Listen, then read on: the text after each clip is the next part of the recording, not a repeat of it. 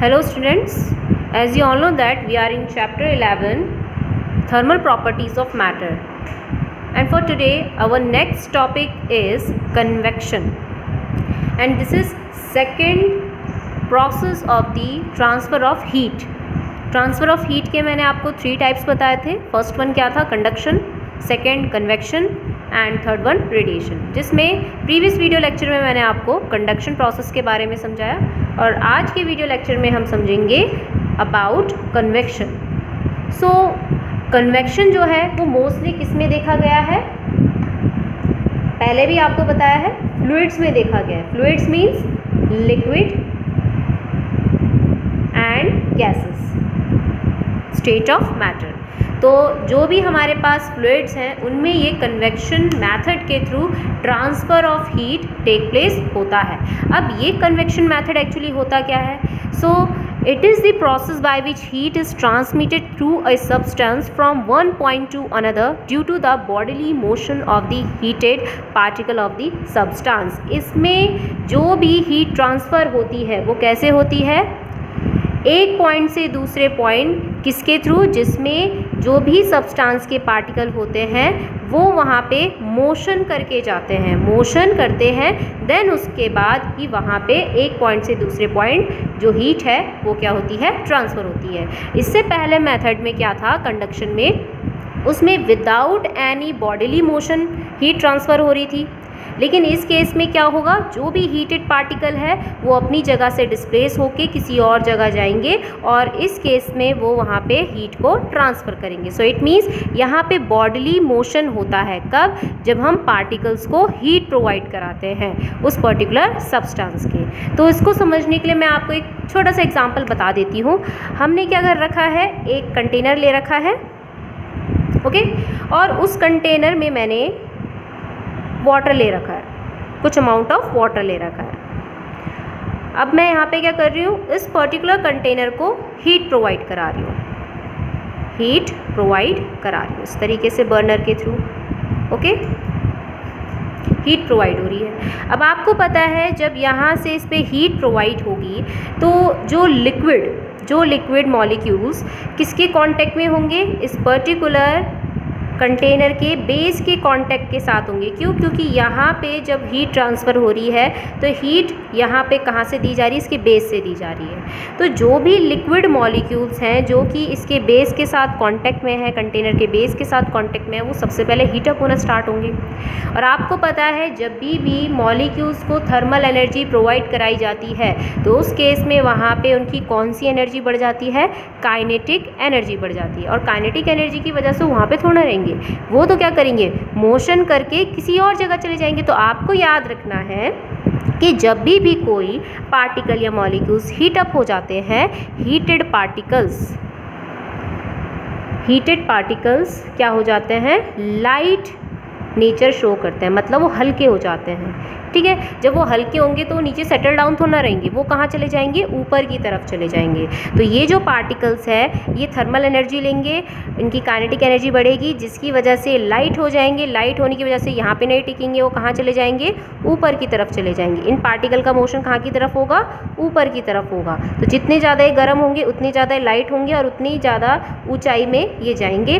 अब इनकी जगह कौन ले लेगा? इनकी जगह वो पार्टिकल्स ले लेंगे, उस पर्टिकुलर वाटर के वो मॉलिक्यूल्स ले लेंगे जो वहाँ पे ठंडे होंगे. मतलब जो कोल्ड मॉलिक्यूल्स है, कूल मॉलिक्यूल्स है, वो उनकी जगह ले लेंगे. फिर अगेन यहाँ पे वो मॉलिक्यूल्स गर्म होंगे और फिर वो ऊपर की तरफ चले जाएंगे और यहाँ पे फिर उनकी जगह ऐसे ही कौन लेता रहेगा? जो लो टेम्परेचर की जो मॉलिक्यूल्स हैं वो लेते रहेंगे. तो इट मीन्स कि यहाँ पे अब आपको दिख गया होगा कि ये पानी गर्म क्यों हुआ? पानी गर्म इसलिए हुआ क्योंकि यहाँ पे जो पार्टिकल्स हैं, कौन से पार्टिकल? हीटेड पार्टिकल्स, उन्होंने वहाँ पे एक्चुअल वहाँ पे क्या करा है? मोशन किया है एक जगह से दूसरी जगह. ठीक है, जिसकी वजह से इन्होंने यहाँ पे क्या करा? हीट को ट्रांसफ़र किया और पूरा का पूरा पानी यहाँ पे क्या हो गया? गर्म हो गया. ऐसे ही जब आप क्या करते हो सर्दियों के टाइम पे, समझ लो जिस टाइम पे धूप बहुत ज़्यादा रहती है, दिन के टाइम पे बहुत ज़्यादा धूप रहती है, सर्दियों के टाइम पे आप उस टाइम पे धूप सेकते भी होंगे. और आपने देखा होगा अगर आपने कोई बाल्टी में पानी रख रखा है धूप के अंदर तो वो पानी क्या होता है? धीरे धीरे क्या होने लग जाता है? गर्म होने लग जाता है. ठीक है, तो वो जो पानी गर्म हो रहा है उस सनलाइट की वजह से, वो किस पर्टिकुलर के थ्रू हो रहा है, वो पानी उस बाल्टी के अंदर जो गर्म हो रहा है वो हो रहा है कन्वेक्शन मेथड की वजह से। क्योंकि वहाँ पे क्या होता है कि जो भी वहाँ पे वाटर के हीटेड मॉलिक्यूल्स होते हैं वो वहाँ पे मोशन करते हैं। मोशन, एक्चुअल मोशन होने की वजह से वो पूरे के पूरे पानी को वहाँ पे क्या कर देते हैं, गर्म कर देते हैं। और साथ ही साथ आप एक बार देख लीजिएगा कि जब आप उस बाल्टी को रखते हैं जो फुल ऑफ वाटर रहती है, अगर आप उसमें इस तरीके से अपना हैंड डाल के चेक करेंगे तो ऊपर वाला जो पार्ट रहता है वो ज़्यादा वहाँ पे गर्म रहता है एज़ कंपैरिजन टू नीचे वाले पार्ट के, क्योंकि वहाँ पे जो सनलाइट उस पर पड़ रही है वो डायरेक्ट ऊपर की तरफ से पड़ रही है। और आपको पता है जो हीटेड मॉलिक्यूल्स हैं वो ज़्यादातर वो लाइट ही होते हैं, वो सारे के सारे लाइट ही होते हैं। तो वो लाइट होके कहाँ रहेंगे, नीचे तो जाएंगे नहीं, वो ऊपर ही जाएंगे। तो इसीलिए आपको ये भी याद रखना है कि यहाँ पे जब हम बात करें हीटेड पार्टिकल्स की, तो हीटेड पार्टिकल्स क्या होते हैं, लाइट होते हैं, हल्के होते हैं। और हल्के जो भी चीज़ें होती है वो हमेशा अगेंस्ट ग्रेविटी जाने की कोशिश करती है। ठीक है, तो ये हो गया कन्वेक्शन मैथड। अब इसका अगर हम अपनी डेली लाइफ में एग्जांपल देखेंगे तो एक तो आपने यहाँ पे देख ही लिया है, जो पानी गर्म हो रहा है वो कन्वेक्शन मेथड के थ्रू हो रहा है। और एक और इसका डेली लाइफ का जो एग्जांपल है वो क्या है यहाँ पे, वो है वेंटिलेटर्स या वेंटिलेशन। आपने देखा होगा आपके घरों में रोशनदान बने हुए होंगे या फिर वेंटिलेशंस बने होंगे। ठीक है, वो वेंटिलेशंस क्यों बने रहते हैं, वेंटिलेशंस, वो वेंटिलेशन क्यों बने रहते हैं, वो वेंटिलेशन इसलिए बने रहते हैं कि अगर मान के चल लीजिए कौन से टाइम की बात हो रही है, समर की, ठीक है, गर्मियों की बात हो रही है। तो गर्मियों में क्या होता है, जो पर्टिकुलर रूम टेम्परेचर होता है वो बहुत ही ज़्यादा होता है, रूम टेम्परेचर बहुत ज़्यादा होता है। तो जिसकी वजह से जो आपके कमरे में प्रेजेंट एयर मॉलिक्यूल्स हैं वो गर्म हो जाते हैं। ठीक है, गर्म हो जाते हैं। अब जब वो गर्म होंगे तो वो लाइट होंगे, लाइट होंगे तो वो वहाँ पे रुकेंगे नहीं, कहाँ पे, उस पर्टिकुलर ग्राउंड में रुकेंगे नहीं, फ्लोर पे रुकेंगे नहीं। तो वो कहाँ से कहाँ की तरफ, फ्लोर से कहाँ की तरफ जाने की कोशिश करेंगे, ऊपर की तरफ जाने की कोशिश करेंगे। अब जब वो ऊपर की तरफ फ्लो करने की कोशिश करते हैं, क्योंकि वो लाइट मॉलिक्यूल्स है, जो हीटेड मॉलिक्यूल्स है, लाइट मॉलिक्यूल्स है, तो वो क्या, ताकि जो हमारा कमरा है वो ठंडा बना रहे, तो उस केस में जहाँ से वो डिस्प्लेस हुए हैं, मतलब नीचे से वो डिस्प्लेस हुए हैं ऊपर की तरफ गए हैं, तो वहाँ पे तो जो कूल मॉलिक्यूल्स होंगे एयर के वो अपनी जगह ले लेंगे, लेकिन जो हॉट मॉलिक्यूल्स होंगे वो वेंटिलेटर्स के थ्रू रूम से बाहर चले जाएंगे, जिसकी वजह से हमारा जो रूम रहेगा वो क्या रहेगा, ठंडा रहेगा। तो वेंटिलेशंस एक्चुअली इसी वजह से प्रोवाइड कराया जाता है। और यहाँ पे जो मैथड प्ले कर रहा है वो कौन सा मैथड प्ले कर रहा है, कन्वेक्शन मैथड ही प्ले कर रहा है। So convection plays an important role in ventilation and in heating and cooling system of the houses. तो जो भी हीटिंग और कूलिंग सिस्टम होता है हाउस का, उसके लिए क्या चीज़ रिस्पॉन्सिबल होती है, कन्वेक्शन मेथड ही रिस्पॉन्सिबल होता है। ये तो हुई समर की बात। अब जब हम यहाँ पे बात कर रहे हैं किस चीज़ की, कि समर डे में अगर हम बात करें किस टाइम की, कि जब एसी वगैरह चलाया रहता है कमरे में, तो एसी मेनली हम ऊपर की तरफ ही क्यों लगाते हैं, सोच के देखिए। एसी मेनली ऊपर की तरफ ही क्यों लगाया रहता है, जो भी मोस्टली हम एसी को फिट करते हैं ऊपर की तरफ ही क्यों करते हैं, क्योंकि आपको पता है एसी एयर कंडीशन जो होता है वो हवा फेंकता है, कैसी, cool air, cool air molecules को वो वहाँ पे एमिट करता है। ठीक है, जो भी एयर मॉलिक्यूल्स हैं उनको कूल करता है। अब जो कूल एयर मॉलिक्यूल्स हैं वो ऊपर तो रहेंगे नहीं ना, वो तो सेटल डाउन हो जाएंगे, क्योंकि वो लाइट तो होते नहीं। लाइट कब होते हैं, जब उनको हीट किया जाता है। तो वो नीचे जब सेटल डाउन होते हैं, और इंसान तो नीचे ही रहता है ना, फ्लोर पे ही रहता है, तो उस वजह से जो इंसान है, इंसान का कमरा है वो बिल्कुल क्या रहे, वहाँ पर रूम बिल्कुल ठंडा रहे। इसी वजह से जो वहाँ पर एसी है, एसी का भी जो वर्किंग होती है मेनली कि कमरे को पूरा ठंडा करने के लिए, वो भी कौन से मैथड के ऊपर बेस्ड रहता है, कन्वेक्शन मेथड के ऊपर बेस रहता है। ठीक है, और वेंटिलेशन तो आपको पता चल ही गया है कि जो भी गर्म हवा है कमरे से अगर वो बाहर की तरफ भेजनी है ताकि कमरा ठंडा रहे, उसके लिए हम वहाँ पे वेंटिलेशन लगाते हैं। और यहाँ पे भी जो मेथड काम कर रहा है वो कौन सा काम कर रहा है, कन्वेक्शन मेथड काम कर रहा है। ओके, अब जो नेक्स्ट मेथड है वो है रेडिएशन मेथड, जो कि थर्ड प्रोसेस है ट्रांसफ़र ऑफ हीट का। अब रेडिएशन प्रोसेस में मैंने आपको बताया था कि जो भी transfer of heat take place होता है वो तभी हो पाएगा कि जब हम वहाँ पे किसी भी बॉडी को हीट करेंगे। ठीक है, एट हाई टेम्परेचर पे अगर हम उसे हीट कर रहे हैं बॉडी को, तो उस केस में वहाँ पे ये एक पर्टिकुलर अमाउंट ऑफ हीट को एमिट करता है, जिसको हम रेडिएशन कहते हैं। अभी रेडिएशन प्रोसेस क्या होता है? रेडिएशन प्रोसेस में जो भी हीट ट्रांसमिट होती है from one place to another place, वो बिना इंटरवेनिंग मीडियम को हीट किए क्या होगी? वो पास होगी। इंटरवेनिंग मीडियम मतलब कि जिस पर्टिकुलर मीडियम के थ्रू वो रेडिएशन ट्रैवल करके आ रहा है। अब एक चीज़ आपको यहाँ पे याद रखनी है, वैसे रेडिएशन को कोई भी मटेरियल मीडियम की ज़रूरत नहीं पड़ती क्या करने के लिए? ट्रैवल करने के लिए। लेकिन बात तब आती है कि जैसे अगर हम बात करें यहाँ पे किसकी? सन की। सन से जो भी हमारे तक, हमारे मतलब अर्थ सरफेस तक जितनी भी सोलर एनर्जी या सनलाइट आती है, जिसको हम सोलर रेडिएशन कहते हैं, सोलर रेडिएशन कहते हैं, स्पेस से ट्रैवल करके आती है। तो स्पेस वहाँ पे क्या हो गया? इंटरवेनिंग मीडियम हो गया। साथ से एटमॉस्फेयर भी क्या हो गया? वहाँ पे इंटरवेनिंग, मोस्टली हम स्पेस की बात कर रहे हैं, ठीक है। तो सोलर जो रेडिएशन है वो स्पेस से ट्रैवल करके अर्थ सरफेस पे आती है या अर्थ एटमॉस्फेयर में ट्रैवल करके आती है, दिस इज़ अर्थ। तो उस केस में ये बीच के जो भी मीडियम है उसको बिना हीट किए ये जो बॉडी है वो क्या करेगी? रेडिएशन ए बॉडी से बी बॉडी तक ट्रांसफ़र करवाएगी, ठीक है। तो इसे हम क्या कहते हैं? यहाँ पे रेडिएशन प्रोसेस कहते हैं। तो जो भी रेडिएशन ट्रैवल करके आएगा फ्रॉम सन टू अर्थ, वो बीच के मीडियम मतलब इंटरवेनिंग मीडियम को बिना हीट किए क्या करेगा? ट्रैवल करते हुए आएगा। इसे हम कहते हैं यहाँ पे रेडिएशन। अब बात आती है कि रेडिएशन के एग्जाम्पल्स क्या क्या हो सकते हैं। तो रेडिएशन का सबसे पहला एग्जाम्पल तो मैंने यही बता दिया है, ठीक है। सेकंड थिंग, आपने देखा होगा सर्दियों के टाइम पे लोग हीटर वगैरह लगाते हैं रूम में, है ना। और कभी कभी क्या होता है उसमें आप अपने हाथ भी सेक लेते हैं। तो जब आप अपने हाथ सेकते हैं तो वो दूर से सेकते हैं, आप उसमें टच तो नहीं करते हैं ना हीटर पे, आप दूर से ही वहाँ पे अपने हाथों को सेकते हैं। तो इट मीन्स वहाँ पे कौन सी चीज़ काम, कौन सा प्रोसेस काम कर रहा है कि जो भी हीट है वो हीटर से आपके हाथों तक पहुँच पा रही है, आप तक पहुँच पा रही है, ए बॉडी से बी बॉडी तक पहुँच पा रही है। तो वहाँ पे जो मेन प्रोसेस काम करता है वो कौन सा प्रोसेस काम करता है? रेडिएशन प्रोसेस काम करता है, ठीक है। इसके अलावा जैसे कि सर्दियों के टाइम पे जब हम धूप सेकते हैं, विटामिन डी लेते हैं धूप में, तो आपने देखा होगा कि जो हम वहाँ थोड़ा ना जाते हैं सन के पास, हम तो अर्थ में ही रहते हैं। तो सन से जो भी सोलर रेडिएशन है हम तक जो आ रहा है वो पर्टिकुलर कौन से प्रोसेस के थ्रू आ रहा है? रेडिएशन प्रोसेस के ही थ्रू आ रहा है।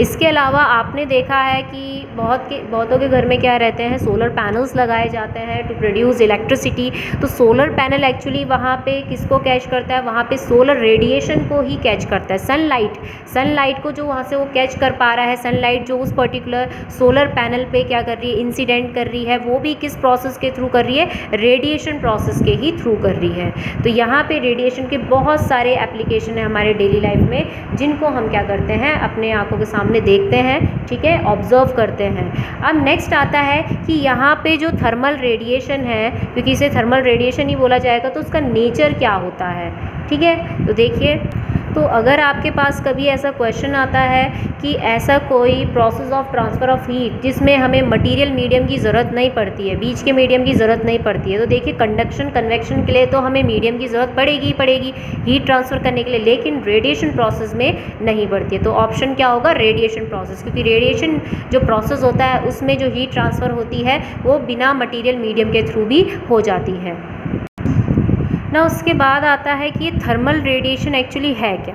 सो थर्मल रेडिएशन क्या है? एक पर्टिकुलर टाइप की एनर्जी है जो कौन एमिट करती है? कोई एक बॉडी एमिट करती है। किसकी फॉर्म में? रेडिएशन की फॉर्म में एमिट करती है। रेडिएशन अभी आपको पता चल चुका है कि ए से बी बॉडी तक जो हीट ट्रांसफ़र होगी without heating the intervening medium, तो वो होती है रेडिएशन। और किसके बेसिस में? Due to its temperature. तो जिस हिसाब का उसका टेम्परेचर होगा उसी हिसाब से वो बॉडी वहाँ पे क्या करेगी? एनर्जी को एमिट करेगी। किसकी फॉर्म में? रेडिएशन की फॉर्म में। तो इसी को हम क्या कहते हैं? Thermal radiation. अब अगर बात आती है थर्मल रेडिएशन किसका पार्ट है, तो ये थर्मल रेडिएशन जो है वो इलेक्ट्रोमैग्नेटिक वेव का पार्ट है, इलेक्ट्रोमैग्नेटिक वेव का पार्ट है।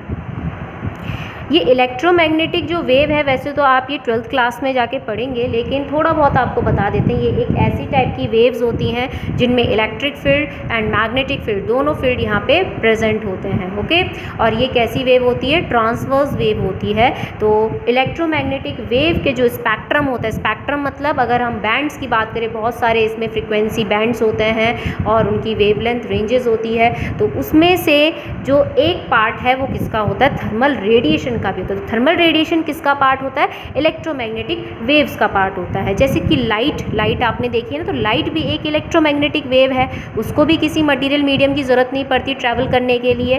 तो ऐसे ही इलेक्ट्रोमैग्नेटिक वेव का भी एक पार्ट कौन है? Thermal radiation. और इसकी अगर हम वेवलेंथ रेंज की बात करें थर्मल रेडिएशन की, वो लाई करती है 8 × 10⁻⁷ मीटर से 4 × 10⁻⁴ मीटर तक। तो ये किसकी रेंज है? यहाँ पे थर्मल रेडिएशन की रेंज है। किसके अंदर? इलेक्ट्रोमैग्नेटिक स्पेक्ट्रम के अंदर। अब बात आती है कि ये यहाँ पे बात करें ना कि थर्मल रेडिएशन एमिट होगी, तो थर्मल रेडिएशन जो एमिट होती है वो कौन करता है? ऑब्जेक्ट एमिट करता है। किसके अकॉर्डिंग? टेम्परेचर के अकॉर्डिंग। तो जितने भी object, all objects which have temperature above 0 kelvin, जिनका टेम्परेचर 0 केल्विन के अबव होता है, ठीक है, जिसको हम क्या कहते हैं? एब्सोल्यूट टेम्परेचर भी कहते हैं। सबसे कम टेम्परेचर 0 केल्विन टेम्परेचर से जिस भी बॉडी का टेम्परेचर से अबव होता है वो ऑलवेज क्या करता है? रेडिएशन एमिट करता रहता है और कंटिन्यूस फॉर्म में एमिट करता है। ठीक है, कंटिन्यूस फॉर्म में वो रेडिएशन एमिट करता है जिस भी बॉडी का टेम्परेचर अबव 0 केल्विन होता है। अब यहाँ पे बात आती है कि जो भी पर्टिकुलर वेवलेंथ ऑफ एनर्जी वो एमिट कर रहा है, थर्मल रेडिएशन वो एमिट कर रहा है, तो किस पर्टिकुलर वेवलेंथ, क्योंकि देखिए वेवलेंथ रेंज तो बहुत ज़्यादा है, तो कोई एक पर्टिकुलर वेवलेंथ की लाइट ही तो रेडिएशन ही तो वो एमिट करेगा।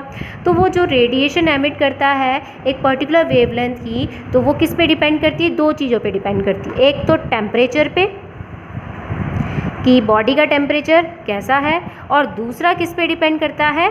Nature of the hot radiating body. आपने जो रेडिएटिंग बॉडी, जो भी बॉडी ली है जिसको आपने हीट अप कर रखा है, हॉट रेडिएटिंग बॉडी, उसके नेचर पे डिपेंड करता है कि उसका नेचर कैसा है या उसका मटेरियल वगैरह कैसा होगा। ठीक है, nature of the hot radiating body, कि उसका नेचर हॉट रेडिएटिंग बॉडी का कैसा होगा। तो ये 2 चीज़ों पे डिपेंड करती है। क्या? वेवलेंथ एमिटेड रेडिएशन, जो भी वेवलेंथ की एमिट होगी उस पर्टिकुलर बॉडी से, उसकी वजह से चीज़ें यहाँ पे इस पर डिपेंड करती है, टेम्परेचर और एक nature of the hot radiating body. Now second आता है कि यहाँ पे अगर थर्मल रेडिएशन की प्रॉपर्टीज़ देखें तो वो बहुत ज़्यादा सिमिलर हैं किसकी तरह? लाइट की तरह, लाइट रेडिएशन की तरह। तो एक एक करके इसे पढ़ते हैं। तो पहली प्रॉपर्टी है थर्मल रेडिएशन की, जो कि आप सभी को पता है कि ये वैक्यूम में भी ट्रैवल कर जाएगी, क्योंकि अभी आपने पढ़ा था कंडक्शन और कन्वेक्शन प्रोसेस के लिए मटेरियल मीडियम की ज़रूरत पड़ती है। लेकिन जब रेडिएशन एक जगह से दूसरी जगह ट्रैवल करते हुए जाती है, हीट को ट्रांसफ़र करती है, तो उसको किसी भी मटेरियल मीडियम की ज़रूरत नहीं होती। इट मीन्स कि वो वैक्यूम में भी ट्रैवल कर जाएगी। वैक्यूम मतलब जहाँ पे एयर के कोई भी मॉलिक्यूल्स नहीं होंगे, ठीक है, किसी भी पर्टिकुलर मीडियम के कोई भी मॉलिक्यूल्स वहाँ पे प्रेजेंट, मतलब एयर के मॉलिक्यूल्स प्रेजेंट ही नहीं होंगे, बिल्कुल खाली। तो इट मीन्स कि वो ऐसे मीडियम में भी ट्रैवल करके चली जाएगी, मतलब वैक्यूम में भी ट्रैवल करके चली जाएगी। कौन? Thermal radiation. सेकेंड, कि जब भी ये ट्रैवल करती है तो कैसे ट्रैवल करती है? Along straight line. तो उसका पाथ कैसा होता है? ऑलवेज स्ट्रेट लाइन्स के थ्रू ही ये थर्मल रेडिएशन ट्रैवल करके जाती हैं। थर्ड थिंग, कि जो हमारे पास थर्मल रेडिएशन होता है वो रिफ्लेक्शन शो करता है। तो आपने देखा होगा कि अगर आप जैसे सूरज की रोशनी के सामने कोई शीशा रख दे, मिरर रख दे, तो उससे भी क्या होती है? वो रेडिएशन रिफ्लेक्ट होती है और किसी की आंखों में भी उसका ग्लेयर पड़ सकता है। तो इसलिए आपको याद रखना है कि जो थर्मल रेडिएशन है वो वहाँ पे रिफ्लेक्शन के लॉज को भी ओबे करता है, जो आपने 10th क्लास में पढ़े होंगे।